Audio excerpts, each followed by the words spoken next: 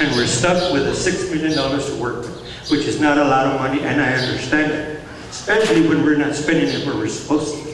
Okay? We have city council members that have never spoken a word at a city council meeting. Sally Hitt, and I'll tell you exactly who it is. Sally Hitt. Janisha has to brag for her because she can't even brag for herself. She said she goes all over the place.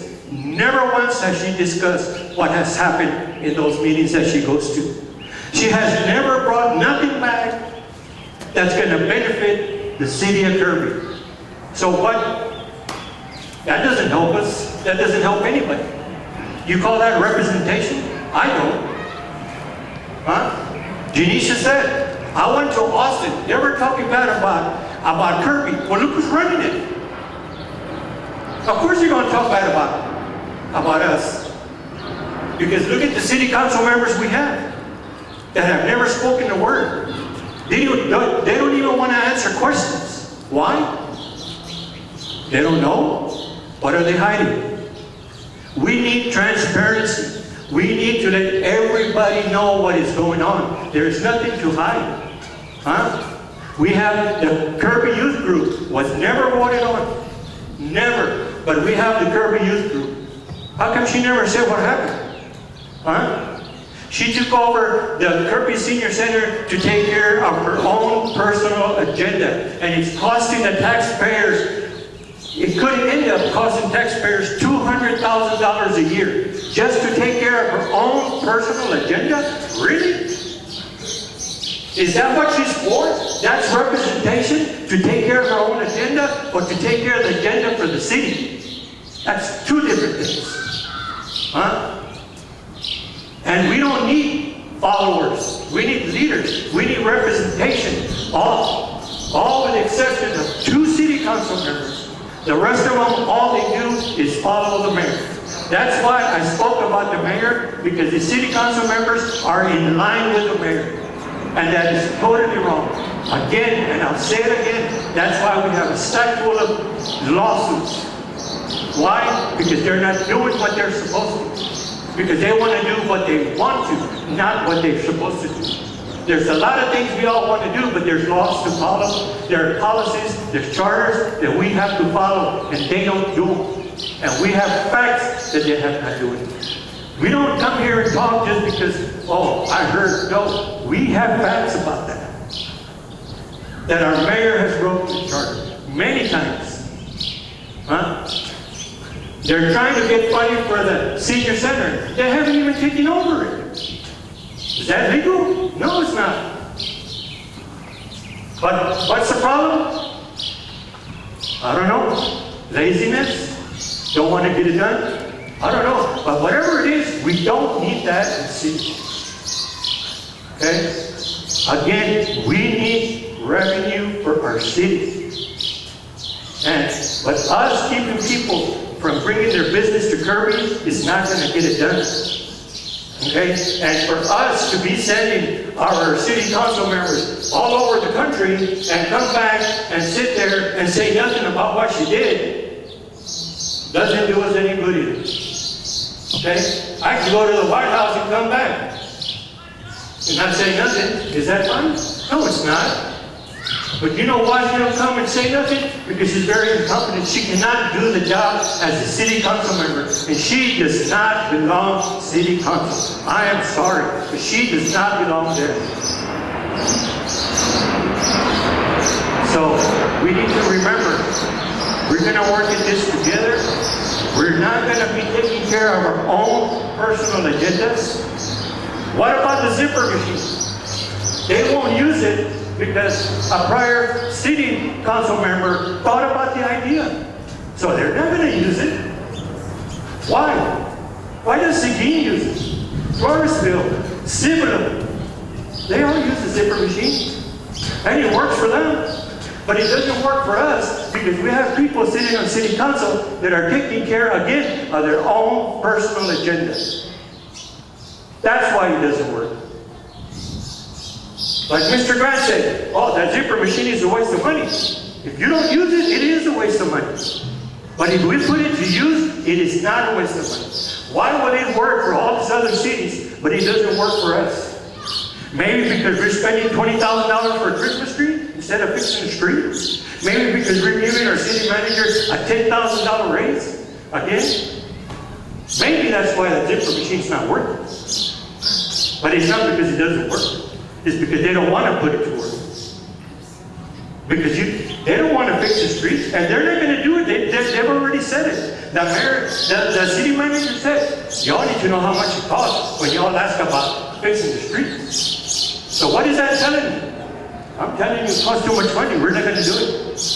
And the mayor is in line with it. So you want 2 more years of this hitting those potholes? Vote for her. Okay? You want 2 more years of having a puppet sitting there not talking because nobody's pulling her strings? Vote for her. That's simple. Thank you all very much.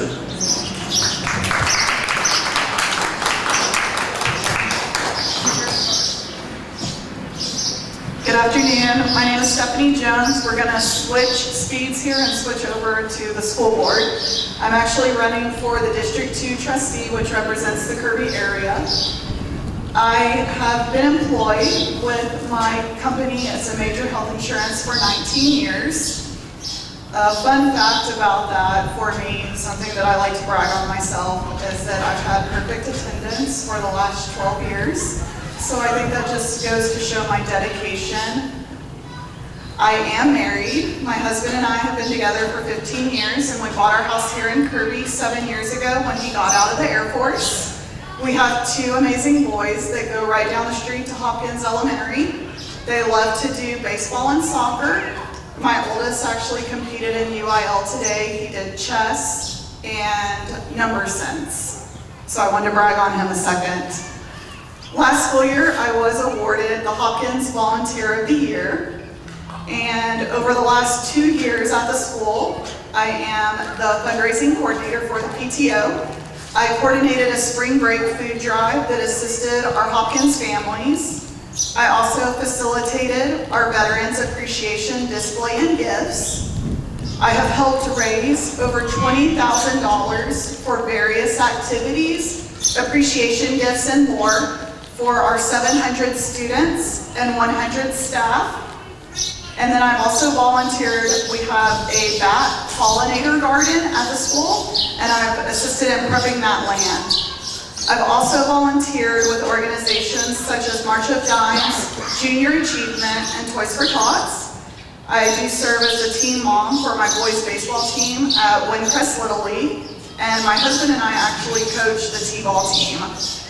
In the workplace, I have actively participated in initiatives that demonstrate my commitment to promoting diversity and inclusivity, including our diversity committee and our Blue Bear program, which provides immunizations to underinsured and uninsured children in the community.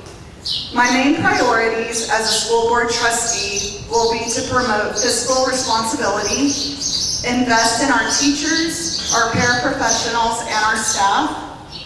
We need to promote transparency, ensure safety and security in our schools, increase our test scores and our TEA ratings, increase our staff satisfaction, and implement a no retaliation policy. If elected, I will work to represent every student, parent, and community member equally. And I believe in an open door policy. Whether you're happy, upset, or have any concerns, my door would always be open to you. And together we will find the solution for our challenges that we face. Thank you.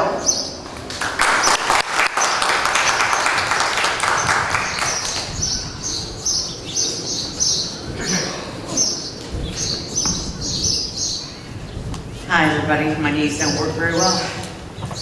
My name is Susan Street, and I'm running for city council. I'm here today because I believe in a city where everyone's voice matters and where the essential services that we rely on are managed with the highest level of care and integrity. If you've had a chance to watch any city council meetings, then you know that I speak to council. I read the documents that are available and I ask questions. ask about how they're spending our tax dollars. I ask why they aren't following the city charter. When I do that, the mayor and some other council members consider it an attack rather than a request for an explanation. They rarely follow up with answers. I believe that Kirby residents deserve more transparency in our government, more explanations on how they spend our tax dollars, and that they follow the charter that was voted on by the residents. So what else do I believe is important? As a tax-paying resident of the city, I've seen firsthand how important street maintenance is to the quality of life for all of us. Our streets are the lifelines of our community. They're where we drive, walk, connect with each other. Yet too many of our roads are in disrepair and we deserve better. If elected, I'll prioritize street maintenance to ensure that our infrastructure is safe, reliable, and well kept. I'll work for a more efficient, transparent process in which we handle these critical repairs and push for regularly scheduled road repairs using the asphalt zipper. I instigated the asphalt zipper. I was on council when we bought it. But it's not just fixing streets. It's about fixing how our government works for you.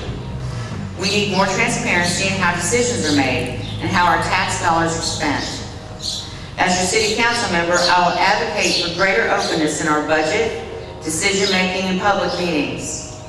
I believe that you, the residents, deserve to know how your money is being spent and where your concerns stand in the process. And most importantly, we need accountability. Our city government must be accountable to you. I'll push for stronger oversight, making sure that projects are completed on time, within budget, and that any missteps are addressed swiftly.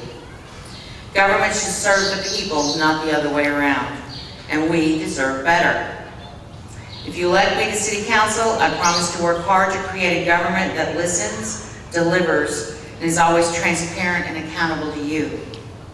Thank you for your time, your trust, and your vote. Together we can build a better, stronger city for us all, because we deserve better. Thank you.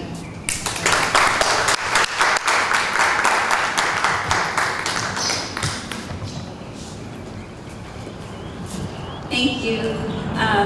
Thanks again, everybody that's